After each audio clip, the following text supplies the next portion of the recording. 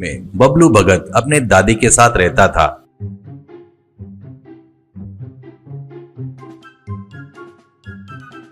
बाबूराव के पिताजी नौकरी के लिए आसाम में 20 साल से रहने के कारण बाबूराव की पढ़ाई, स्कूल की, कॉलेज की पढ़ाई भी आसाम में हुई थी।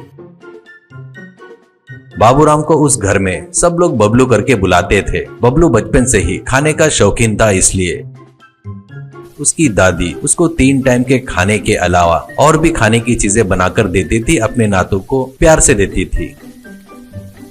बबलू को भी खाना दिखा तो उसको खाने के लिए उतावला होता था। तभी बबलू के माँ बाप उसको इतना खाना ठीक नहीं है, सेहत के लिए अच्छा नहीं है करके चिल्लाते रहते हैं। पर उसकी दादी रुक्मिणी देवी चुप नहीं रहकर, इस उम्र में नहीं खाया तो कब खाएगा, छोटे बच्चे को नजर मत लगाओ करके और 4 तरह के खाने की चीजें बबलू को खिलाती थी। इतना कि डिब्रूगढ़ में बबलू रुक्मिणी देवी दादी दोनों ही क्यों रह रहे थे बोले तो महीने भर पहले ही पिताजी की तमिलनाडु में ट्रांसफर होने से बबलू के माँ बाप जल्दबाजी में फ्लाइट से चले गए। जाने से पहले बबलू और रुक्मिणी को आने के लिए 1 महीने बाद ट्रेन की टिकट बुक करते हैं। घर किसी को किराए पर दे दो बताकर जाते हैं। माँ बाप बताए सो काम सब करने के बाद लगेज को पार्सल में बुक करके बबलू दादी के साथ में ट्रेन में चढ़ता है। उसके पहले दिन रुक्मिणी देवी किचन में नहीं दिखती है। सुबह से शाम तक नाती के लिए ट्रेन में खाने के लिए आलू टिक्की, पापड़ चाट, सलाद, चिक्की, वड़ा पाव, गोभी पराठा, ऐसे बहुत सारे खाने के वस्तुएं, ऐसे 25-30 तरह के वैरायटी बनाकर पहले ही इस कोने से उस तक जाने का ट्रेन की यात्रा है। कम से कम 80 घंटे की यात्रा करना है। उतने घंटे लगेंगे सुना है, 3 दिन के ऊपर लगेंगे। वो बबलू को खाने के लिए कुछ नहीं रहा तो बच्चा परेशान नहीं होगा क्या? ऐसा सोचकर खाने की चीजें के बड़े बड़े गठरी बांधकर नातू के साथ ट्रेन में चढ़ती है। ट्रेन की यात्रा शुरू हो जाती है।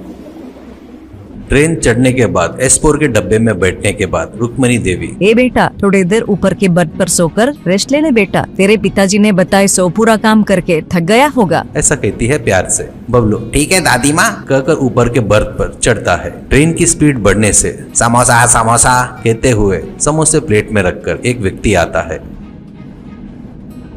ऊपर के बर्थ से बबलू वो समोसा देखते ही, दादी माँ समोसा समोसा खाऊंगा, समोसा खाऊंगा दादी माँ, ऐसा कहता है। रुक्मिणी देवी, अरे मैं ये तो भूल गई, सब बनाई पर समोसा बनाना भूल गई, खा बेटा, करके समोसा खरीद कर देती है।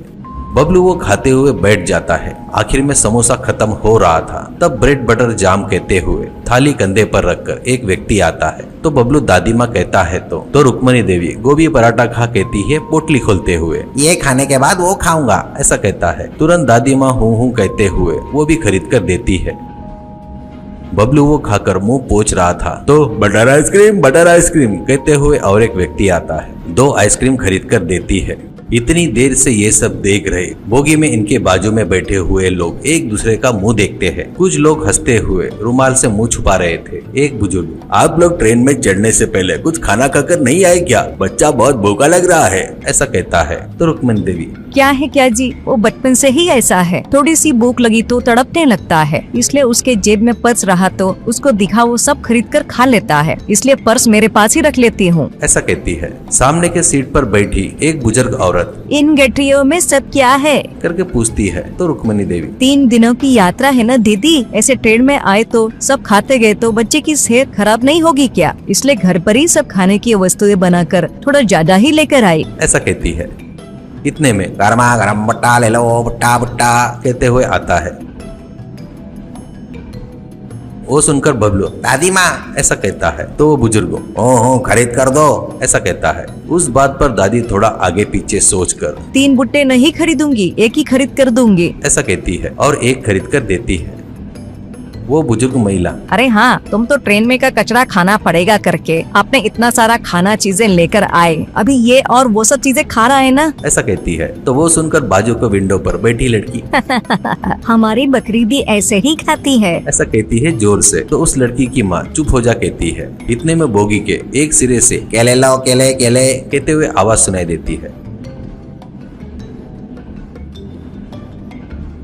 बबलू केले खाकर जमाई लेता है। वहाँ पर के सब लोग बबलू की तरफ बड़े अजीब तरह से देख रहे थे। इतने देर से बबलू नॉन स्टॉप होकर खा रहा था तो इसका पेट फूल गया है ऐसे फील हो रहे थे। ट्रेन और 2-3 घंटे का सफर करती है।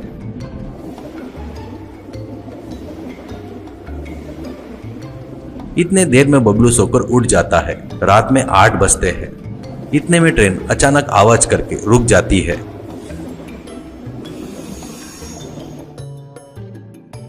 सब लोग क्या हुआ करके खिड़की से देख रहे थे। बाहर उजाला नहीं होकर अंधेरा था।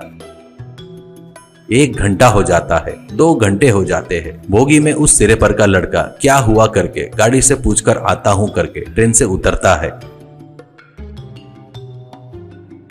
कुछ देर के बाद आकर 1 किलोमीटर आगे की ब्रिज पर गुड्स गाड़ी पटरी से उतरकर वहीं रह गई है। वो गाड़ी को निकलकर अपनी गाड़ी सिग्नल देना बोले तो रात के 12 बजेंगे ऐसा बोल रहे हैं करके बताता है। तुरंत बोगी में हलाहल मच जाता है। आने वाले स्टेशन पे फूड पैकेट खरीदेंगे करके सोचे थे, अब कैसे? और 4 घंटे बोले तो बच्चे भूख से तिलमिलाएंगे। ट्रेन में खाने की चीजें बेचने वाली भी नहीं है बोलकर एक व्यक्ति और एक व्यक्ति ब्रेड का पैकेट तो भी लाना था करके बोलते हुए बोगी में रहने वाले ऐसे बिलक रहे थे।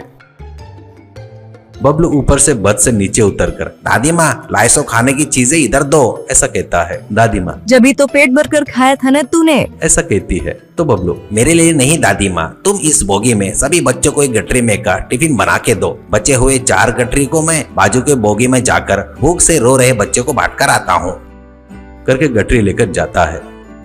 वो बुजुर्ग आदमी और औरत तुम्हारा ना तो भूख की बीमारी से परेशान हो रहा है, पर सामने वाले की तकलीफ दूर करने का अच्छा दिल है उसके पास करके उसकी तारीफ करता है। दादी माँ बबलू की तारीफ सुनकर बहुत गर्व से फूली नहीं समाती।